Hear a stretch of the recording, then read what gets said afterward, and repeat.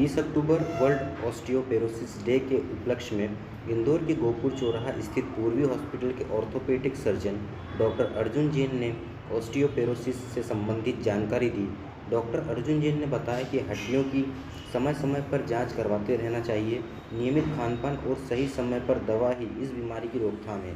इंदौर से संदीप सोनी की रिपोर्ट। नमस्कार दोस्तों, आज वर्ल्ड ऑस्टियोपोरोसिस डे है। इस उपलक्ष्य में आज हम पूर्वी हॉस्पिटल में हैं और हमारे साथ विशेष चर्चा में मौजूद है डॉक्टर अर्जुन जैन, जो कि इंदौर के ऑर्थोपेडिक सर्जन हैं। सर से आज हम विशेष चर्चा करेंगे ऑस्टियोपोरोसिस को लेके। डॉक्टर साहब, आपका बहुत बहुत स्वागत है हमारा न्यूज़ चैनल में।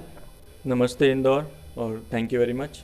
सर, आज ऑस्टियोपोरोसिस डे है, तो आज हमारे दर्शकों को आप बताइए विशेष कुछ, ऑस्टियोपोरोसिस क्या है और इससे कैसे बचा जाए। ऑस्टियोपोरोसिस यानी हड्डियों की कमजोरी की बीमारियां। हड्डियां कमज़ोर इसलिए होने लग जाती है क्योंकि हड्डी की नॉर्मल प्रोसेस रहती है अपने आप को रिन्यू करते रहने की, अपने आप को वापस बनाना और फिर गलाना, फिर बनाना, ये गलाना। ये प्रोसेस कंटिन्यूस जब चलती रहती है तो वो बोन जो होती है हेल्दी रहती है। पर कभी कभी ऐसा होता है कि जो वापस बनाने वाली सिस्टम होता है वो बहुत कमज़ोर हो जाता है, लेकिन जो हड्डियों को निकालने वाला सिस्टम रहता है, हड्डियों से कैल्शियम निकालने वाला सिस्टम रहता है, वो चलते रहता है। इस कारण से जो बोन की डेंसिटी होती है वो डेंसिटी ख़त्म होने लग जाती है या कम होने लग जाती है। उम्र के साथ जैसे जैसे बॉडी में हार्मोन के चेंजेस आते हैं तो ये प्रोसेस और ज़्यादा गंभीर हो जाती है। इसलिए जनरली वृद्ध लोगों में ऑस्टियोपोरोसिस की प्रॉब्लम ज़्यादातर देखी जाती है, जिसमें कि कैल्शियम की कमी, जो बोन के स्ट्रक्चर के अंदर कैल्शियम का डिपोजिशन होना चाहिए, कोलेजन के अंदर डिपोजिशन कैल्शियम होना चाहिए, वो कम होते जाता है। इस कारण से ऑस्टियोपोरोसिस होते रहता है और उसके कारण जो फ्रैक्चर्स होने के चांसेस रहते हैं वो बढ़ जाते हैं।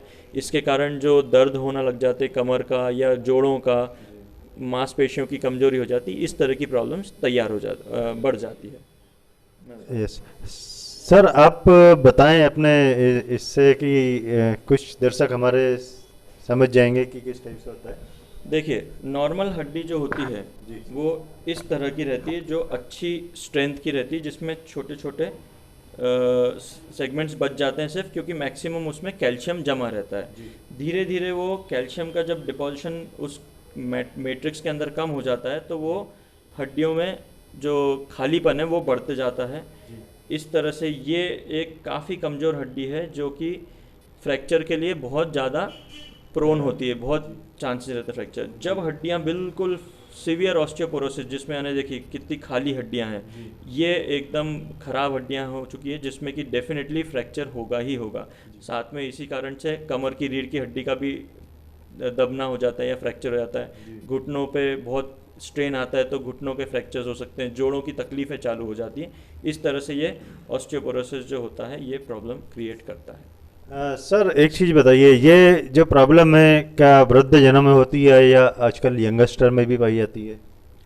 मोस्टली ये बीमारी एज रिलेटेड रहती है। जैसे जैसे समय के साथ एज के साथ हड्डियां की कमज़ोरी बढ़ते जाती है, क्योंकि बॉडी में हार्मोन्स के डिफरेंसेस आने चालू हो जाते हैं। लेकिन आजकल यही चीज़ और यही ऑस्टियोपोरोसिस की प्रॉब्लम बहुत कॉमन हो गई यंगस्टर्स में भी। इसका विशेष कारण है कि आजकल एक्टिविटी बहुत कम हो गई है। बच्चे ज़्यादातर मोबाइल में लगे रहते हैं, खेलना, उनका सन एक्सपोजर लेना, बाहर निकलना बहुत फ़र्क पड़ गया। आउटडोर गेम्स वही बहुत कम हो गया है। तो आजकल ये बीमारी सिर्फ वृद्धों में ही नहीं, यंग पॉपुलेशन में भी देखने को मिल रही है।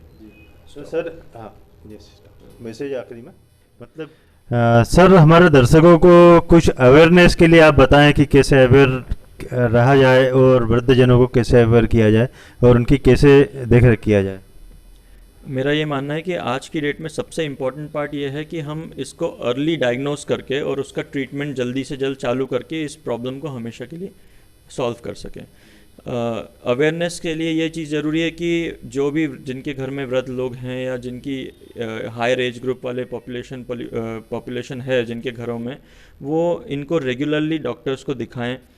सिर्फ थोड़ा बहुत दर्द होने के समय अगर वो पेशेंट आ जाता है तो उसका ट्रीटमेंट बहुत फास्ट हो जाता है और वो पूरी तरह रिकवर हो जाते हैं। इसके अलावा जिस तरह से हम बता रहे थे कि घर की बाहर की एक्टिविटीज़ बच्चों में या इवन जो एल्डरली एज ग्रुप रहती है, जो 40s 50s की एज ग्रुप वाले लोग रहते हैं, उनको भी activities, outside activities, sun exposure लेना चाहिए। डाइट में थोड़ा सा ध्यान रखना चाहिए कि कैल्शियम डाइट अच्छा हो, प्रोटीन डाइट अच्छा हो। यही चीज़ें हमें अपने वृद्ध परिजनों के लिए ज़्यादा ध्यान रखना चाहिए है। इसके अलावा उनकी एक्सरसाइज प्रॉपर चलती रहे या उनका कुछ ना कुछ डेली एक्टिविटी इस तरह की होती रहे, प्लस उनको उन सारी चीज़ों से बचाव रखना चाहिए जिसमें कि उनको वापस लगने या गिरने की चांसेस बढ़ जाए। बहुत बहुत धन्यवाद डॉक्टर साहब। डॉक्टर साहब ने हमें बहुत आज सटीक और सही जानकारी से अवगत कराया। ऐसे ही समय समय पर सर से हम जानकारी लेते रहेंगे। आज वर्ल्ड ऑस्टियोपोरोसिस डे है, कृपया आप भी अपनी हड्डियों का ध्यान रखें और विशेष करके अपने बुजुर्गों का। मैं संदीप सोनी, नवयुग।